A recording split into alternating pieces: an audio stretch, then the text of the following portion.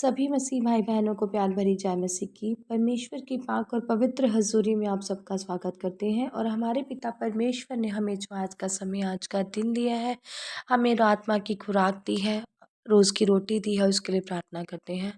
Hallelujah, hallelujah, hallelujah. धन्यवाद, धन्यवाद, धन्यवाद, धन्यवाद। पिता पुत्र पवित्र आत्मा, पिता पुत्र पवित्र आत्मा, पिता पुत्र पवित्र आत्मा, सेना के यहोवा खुदा, आपका शुक्र, आपका धन्यवाद करते हैं।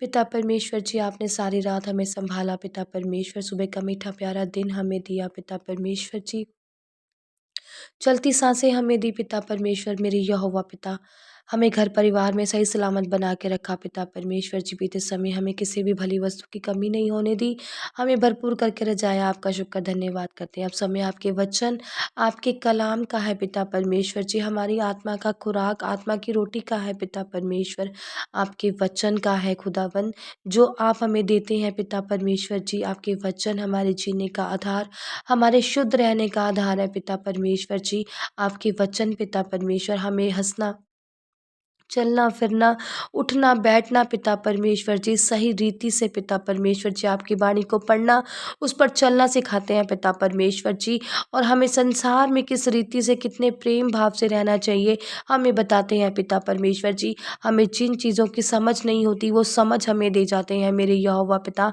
आपके वचन हमारी राहों की ज्योति है, हमारे जीने का आधार है। पिता परमेश्वर, इन वचनों के द्वारा हम चलाए और बचाए जाते हैं। पिता परमेश्वर, ये वचन हम सब की जिंदगियों में कार्य करें। पिता परमेश्वर, जितने भी जन इस वचन को सुने ले, पिता परमेश्वर जी आत्मा की शांति को पाएं। पिता परमेश्वर, इस पर चलने वाले, मनन करने वाले हो जाएं। प्रार्थना यीशु नासरी के नाम में मांगते हैं, आमीन, आमीन, आमीन।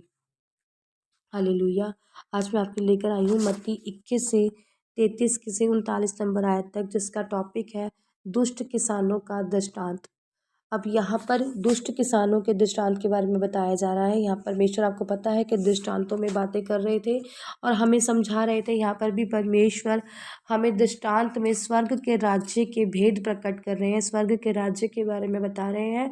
और जब परमेश्वर ये दृष्टांत सुना रहे थे तो वहाँ पर फरीसी और शास्त्री लोग भी मौजूद थे जो इसको सुन रहे होंगे। हालेलुया। लिखा है, एक और दृष्टांत सुनो। एक गृह स्वामी था जिसने दाख की बारी लगाई, उसको चारों ओर बाड़ा बांधा, उसमें रस का कुंड खोदा और गुम्मट बनाया और किसानों को उनका ठेका देकर प्रदेश चला गया। हालेलुया। अब यहाँ पर बात हो रही है दृष्टांत की। और गृह स्वामी किसे कहा गया है? गृह स्वामी यहाँ पर अगर हम मानकर चलें तो परमेश्वर, हमारा प्रभु, हमारा उद्धारकर्ता, हमारे परमेश्वर, जिसने दाग की बारी लगाई, दाग की बारी, जिसने जगत बनाया, जिसने दुनिया बनाई। परमेश्वर जो प्रभु, हमारा गृह स्वामी, जिसने हमें बनाया और हमें पृथ्वी पर भेजा, उसके चारों ओर बाड़ा बांधा और उस पर रस का कुंड खोदा।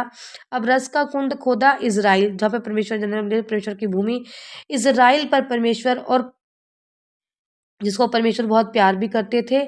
और किसानों को भेजा, उसका ठेका दे दिया। और ठेका किसको दे दिया? परमेश्वर ने। अब जब परमेश्वर ने दुनिया बना दी तो ठेका किसे दे दिया? गुरुओं को, कि तुम इसको चलाओ और इनमें क्या करो, आत्मिक इनको ज्ञान दो ताकि इनमें क्या हो, उन्नति हो। तो ज्ञान अब हर कोई समझदार तो नहीं आता। अब मैं भी सीखी सिखाई तो नहीं थी, या कोई भी दास है, या कोई भी पास्टर है, या कोई भी है, उस पर परमेश्वर की कृपा होती है, वो बाइबल स्टडी करते हैं या उनको ज्ञान होते हैं, वो गुरु होते हैं, तभी वो कुछ सिखा पाते हैं। तो परमेश्वर ने वो कौन बना दिए? इज़राइल के धर्म गुरुओं को ठेका दे दिया कि उनको आत्मिक उन्नति का ज्ञान कराएं। अब वो कौन दर्शाते हैं यहाँ पर? किसान। लिखा है, जब फल का समय आया तो ये इसने भी क्या किया, इस किसान ने क्या किया? अगर सरल रूप में आपको बताऊं तो एक मान लो खेत है, खेत मेरे, मान लो मेरा ही एक खेत है, और मैंने उस खेत को क्या कर दिया? ठेके पर दे दिया किसी 2-4 किसानों को, या जो खेती बाड़ी करता है उसको मैं अपना ठेका दे दिया और मैं कहाँ चली गई, प्रदेश में कहीं दूर रहती हूँ, मैं उसका महीने 2 महीने 6 महीने में ठेका लेने के लिए आती हूँ, या अपने किसी भाई बंधु या अपने किसी दास को जो मेरा आगे कोई काम करने वाला होगा उनको वहाँ पर भेजती हूँ कि जाओ मेरे फल या वहाँ पर जो फल लगे हैं कुछ वो ले आओ या उससे पैसे ले आओ। अगर साधारण रूप में आपको समझाऊँ तो ये चीज़ हो गई है ना। तो आगे बढ़ते हैं। जब फल का समय निकट आया तो उसने अपने दासों को उसका फल लेने के लिए किसानों के पास भेजा। यही बात हो गई ना कि जब वो पक गए और मेरा पैसे लेने का समय आया, जो वहाँ पर जो भी फल लगे होंगे उसको लेने का समय आया, तो क्या हुआ, तो मैंने क्या करा, अपना एक दास भेजा। ऐसे ही जब फसल पक गई, जब परमेश्वर के जो भेजे हुए जगत था, जो संसार था, वो पृथ्वी पर आ गया और गुरुओं से जब सीखा होगा तो परमेश्वर ने जानने की कोशिश की होगी कि कौन कौन क्या फल लेकर आया है। तो जब उन्होंने भेजा, आगे पढ़ते हैं, पर किसानों ने उसके दासों को पकड़ के किसी को पीटा और किसी को मार डाला। अब जब भेजा, मैंने एक दास भेजा, उसने क्या किया, उसको पीटा और पीट कर क्या कर दिया, उसको बाहर निकाल दिया, दाग की बारी से बाहर कर दिया। और जब दूसरा दास भेजा तो उसने क्या करा, उनको पत्थर मारे और उनको निकाल कर बाहर कर दिया। फिर उसने कई दास भेजे ऐसे ही, तो उन्होंने उनको क्या करा, मार डाला। हालेलुया। फिर उसने पहलों से भी अधिक दास और भेजे, उन्होंने भी क्या किया, उनसे वैसा ही किया, उनको वैसा ही मारा, वैसे ही उन पर पथराव किए और कईयों को उन्होंने मार डाला और वहाँ से भेज दिया। अंत में उसने अपने जब क्या किया, जब आया वक्त आया वहाँ पर, तो किसको भेजा उन्होंने, फरीसी को किसको भेजा, जैसे कहते हैं ना शास्त्री। अब मान लो जो जो कहते यहाँ पर लिखा है, जैसे बताते हैं मैं आपको।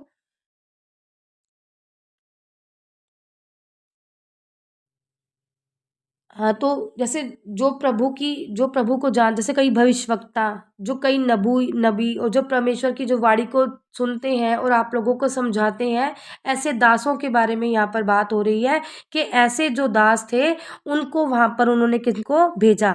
अगर बात आए कि मैंने सरल शब्दों में अपने किसी चाहने वाले को भेजा, तो ऐसे ही परमेश्वर ने किनको भेजा, भविष्यवक्ताओं को, नबियों को, और जो जानकारी देते थे परमेश्वर के ज्ञान की, उनको।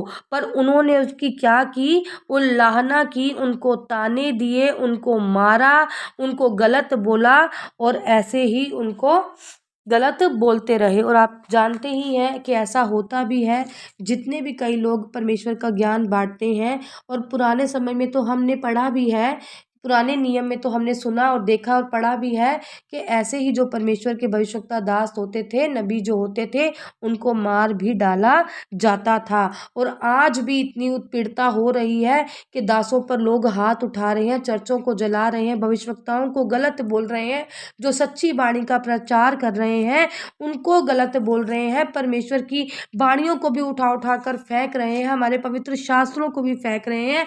ऐसे ही तुलना परमेश्वर ने यहाँ पर उन किसानों की है कि वो जो किसान थे, जो गलत लोग थे, जो जिसको ठेका परमेश्वर ने दिया था भविष्यवक्ताओं को और नबियों को, उनको भी क्या कर रहे थे, मारकर और फेंक रहे थे। हालेलुया। जैसा कि आज होता भी है और हम लोग फिर भी सीखते नहीं हैं। आगे बढ़ते हैं। अंत में उसने अपने पुत्र को उनके पास यह सोचकर भेजा कि वे मेरे पुत्र का आदर करेंगे। हालेलुया। अब जब थक गए, हार गए, तो परमेश्वर प्रभु ने क्या किया, अपने पुत्र को भेजा, मतलब हमारे उद्धारकर्ता यीशु मसीह को भेजा कि वो अपने पुत्र जब देखेंगे कि परमेश्वर का पुत्र आया है, यह सोचकर कि वो उसका क्या करेंगे, आदर करेंगे। परंतु किसानों पुत्र को देखकर आपस में कहने लगे, यह तो वारिस है, आओ इसे भी मार डालें और इसकी मिरास ले लें। हालेलुया। और ऐसा हुआ ही भी है प्रिय भाई बहनों कि परमेश्वर ने हमें अपने जैसा प्यार किया और एक लौता हम पर से वार दिया। ऐसे ही परमेश्वर ने अपने पुत्र को भेजा कि वो हमारा उद्धार करे, उद्धारकर्ता बने। पर उन्होंने क्या किया, जो फरीसी और शास्त्री थे, जो परमेश्वर को सुनते थे पर मानते भी नहीं थे, उल्लाहना करते थे, और उन्होंने परमेश्वर को क्या करा, स्लीव पर चढ़ा दिया। ऐसा ही प्रभु के परमेश्वर के बच्चे के साथ हुआ भी। हमारा यीशु मसीह ऐसे ही कुर्बान हुआ हमारे लिए। हमारे ही लिए ही परमेश्वर ने क्रूस पर अपनी जान दी। तो क्या किया, पुत्र को देखकर आपस में कहा, यह तो हमारा वारिस है, आओ इसे भी मार डाले। और सच में प्रभु को उन्होंने मार भी डाला। परमेश्वर हमारे ही गुनाहों के लिए सूली पर चढ़ाए गए, क्योंकि हम ठीक रीति से नहीं चलते रहे। हम अपने पापों गुनाहों से तौबा करके परमेश्वर की पूरी तरह से नहीं फिरे। हमने अपने मन पूरी तरह से नहीं फिराए। हालेलुया। लिखा है बारी से बाहर, अतः उन्होंने उसे पकड़ा और दाख की बारी से बाहर निकालकर मार डाला। क्या करा, उन्होंने पकड़ा प्रभु यीशु मसीह को और दाख की बारी से उसको मारा और दाख की बारी से बाहर निकालकर फेंक दिया। ऐसा ही प्रभु की बातों को ना मानकर, प्रभु के वचनों पर ना चलकर, प्रभु को हमारा उद्धारकर्ता ना मानकर, और शास्त्रियों और फरीसियों ने क्या किया, प्रभु को क्रूस पर चढ़ा दिया। प्रभु ने हमारे लिए क्या दे दी, जान दे दी। प्रभु हमारे लिए मारे गए और गाड़े गए और दफनाए गए। परमेश्वर ने सारी विपत्तियां किस पर ले ली, अपने ऊपर। अगर हम आज भी नहीं सुधरे तो हम कब बदलेंगे, ये परमेश्वर हमसे शायद आज भी जानना चाहते होंगे। तो इसीलिए, क्योंकि उनकी आज भी ऐसे कई लोग हैं जो अपने ही धर्म के बारे में बस मानते हैं, अपने ही धर्म को सही, तब वहाँ पर अपने ही धर्म की जय जयकार करते रहते हैं और वो यीशु मसीह के बातों को अपनाना ही नहीं चाहते, यीशु मसीह के बारे में सुनना ही नहीं चाहते। और ऐसे ही फरीसी और शास्त्री उस समय पर थे जो परमेश्वर की सच्चाई से अवगत ही नहीं कराना चाहते थे। खुद ही धर्म के ठेकेदार बने हुए थे और अपने ही धर्मों के अनुसार वो चलते थे और परमेश्वर की बातों पर ध्यान नहीं लगाते थे। तो परमेश्वर ने भी, अगर परमेश्वर जान नहीं देते तो शायद इस जगत का उद्धार नहीं हो पाता। और परमेश्वर तो जगत का उद्धार करने ही आए थे, जगत को सही राह पर चलाने के लिए ही आए थे। और परमेश्वर हमसे यही चाहते हैं कि हम नियमों, वचनों और जो बाइबल में बातें लिखी हैं उसको मानें, उस पर चलें, ताकि परमेश्वर का क्रूस पर चढ़ना सफल हो सके, जिसके लिए परमेश्वर आए थे। अगर हम वो ही काम आज करें तो शायद परमेश्वर की वो कुर्बानी जिंदगी में सफल हो जाए। हालेलुया। प्रार्थना करते हैं। हालेलुया। सर्वशक्तिमान सेना के यहोवा पिता परमेश्वर, मैं शुक्र आपका धन्यवाद करती हूँ पिता परमेश्वर जी कि आपने इतने कष्ट हमारे लिए उठाए। पिता परमेश्वर जी, आप हमारे लिए मारे गए, दफनाए गए। पिता परमेश्वर जी, इतने सुंदर दृष्टांतों में पिता परमेश्वर जी आपने हमें समझाया, अपनी समझ दी, बुद्ध दी पिता परमेश्वर मेरे यहोवा पिता। और मैं प्रार्थना करती हूँ कि जन से पिता परमेश्वर जी, जितने भी जन आज इस वचन को सुन रहे हैं पिता परमेश्वर जी, सच में ये आपके ज्ञान को जान ले पिता परमेश्वर जी, आपकी बातों को जान ले पिता परमेश्वर जी, आपके नियमों को जान ले पिता परमेश्वर जी। बाइबल में लिखी हुई एक एक बात इन्हें समझ में आए पिता परमेश्वर जी। आज इस दृष्टांत के जरिए भी परमेश्वर ने यही समझाया है कि कैसे परमेश्वर ने दाग की बारी लगाई, जगत को बनाया और उसमें अच्छे गुरु भी भेजे हैं कि सीखें हम उनसे। पास्टर्स भी हमें दिए हैं, दास भी दिए हैं कि उनके फलों से हम उनको पहचान कर खुदावन जी उनसे कुछ सीखें पिता परमेश्वर मेरे यहोवा पिता, मेरे जिंदे खुदा जी।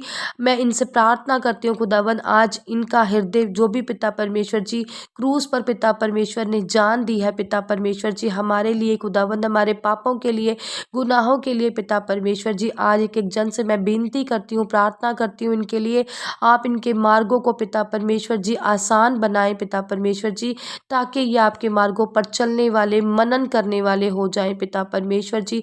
इनके रास्तों को आप आसान करें पिता परमेश्वर। जो भी ये वचन सुने पिता परमेश्वर जी, उस पर चलने वाले पिता परमेश्वर जी, उसको मानने वाले हो जाएं मेरे यहोवा पिता। ये वचन इनकी जिंदगियों में कार्य करे पिता परमेश्वर, जिनके जीवनों को आसान बना दे पिता परमेश्वर जी। जितने भी जनों ने प्रण किया है मेरे खुदावन कि आज पिता परमेश्वर की इस कुर्बानी को सुनकर पिता परमेश्वर जी, जो परमेश्वर ने हमारे लिए दिया है पिता परमेश्वर जी, और वो बदले के के कोशिश करें पिता परमेश्वर जी अपने आप को। जितने भी जन पिता परमेश्वर जी इस वचन को सुनकर आज मन बनाते हैं कि मैं अपनी गलत आदतों को छोड़ दूंगा और मैं इनसे निजात पाना चाहता हूँ पिता परमेश्वर जी, आप उनकी मदद करें, सहायता करें, शैतान उन पर हावी ना होना पाए पिता परमेश्वर जी, और अपनी बुराइयों पर ये काबू पा लें पिता परमेश्वर जी, अपनी कमियों पर ये आज काबू पा लें। मेरी ऐसी प्रार्थना है खुदावन पिता परमेश्वर, आप इनकी अनुग्रह, इनका मदद करें पिता परमेश्वर जी, अपनी शांति इन पर उड़ेले पिता परमेश्वर जी, पवित्र आत्मा इनको दिन इसके द्वारा ये चलाए और बचाए जाए। प्रार्थना यीशु नासरी के नाम में मांगते हैं, आमीन, आमीन और आमीन। आज की इस प्रार्थना सभा को सुनना आप सभी के लिए आशीष और बरकत का कारण बने। अगर आप भी सिस्टर मनप्रीत के साथ अपने परिवार की समस्याओं से संबंधित किसी भी प्रकार की बात करना या प्रार्थना करवाना चाहते हो तो इस नंबर 6280896731 पर कॉल करके या व्हाट्सएप पर मैसेज करके अपनी प्रेयर रिक्वेस्ट को लिखवा सकते हैं। प्रेयर लाइन पर कॉल करने का समय सुबह 8 बजे से शाम 8 बजे तक का है। कृपया करके सुबह 8 बजे से पहले और शाम 8 बजे के बाद कॉल ना करें। धन्यवाद। सभी को प्यार भरी जय मसीह की।